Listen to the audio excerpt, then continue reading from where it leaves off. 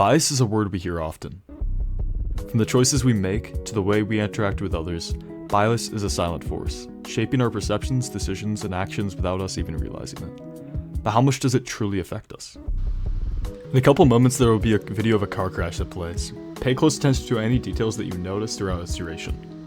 Only watch this video once.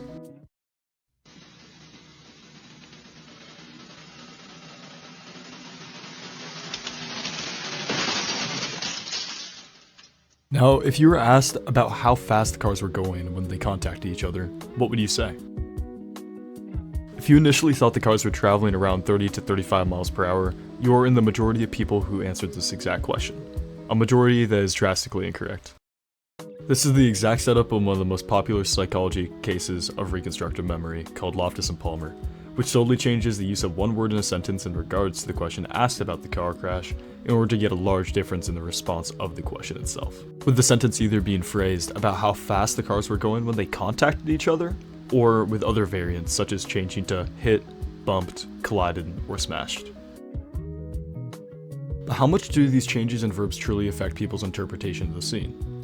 Well, quite drastically it turns out, as it is shown with these graphs of the results of the experiment, with an almost entire difference of 10 miles per hour observed through the results, with the verb smash being correlated to the highest estimation of speed and contact being the smallest.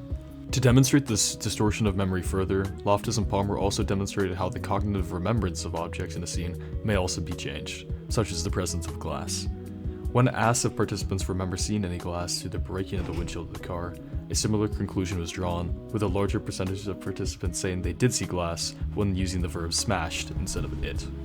It should also be noted, however, that although it did increase, most participants did observe no glass presence at all, which was correct response for the type of question asked. So why is this important, and how does it tie into the individual choices that you make every single day? Well, in the case of Loftus and Palmer, psychologist Elizabeth Loftus utilized this test to theorize her concerns with how subsequent information can affect an eyewitness account of an event, or in layman's terms, how memory could affect rulings in court. Specifically, how attorneys may use leading questions in order to fill gaps in the visual imagery of eyewitnesses, potentially resulting in wrongful convictions and misidentifications of people. As for how reconstruction of memory ties into individual choices of yourself, selective imagery surrounds us constantly, especially on social media. Through the use of selective language, imagery, or the order in which details are presented to you, you may be influenced on how you think or even remember things. Memory is also prominent to how we make decisions, with us relying on our recollection of past experiences to guide our choices in the present. However, if those memories are distorted, whether due to personal bias, external influence, or the passage of time, our decision-making can become flawed. So, next time you are making a decision, whether it's something as simple as picking food in a supermarket, or as critical as serving as an eyewitness testimony in court, pause and consider how you might unknowingly be influenced by the secret culprit, otherwise known as bias.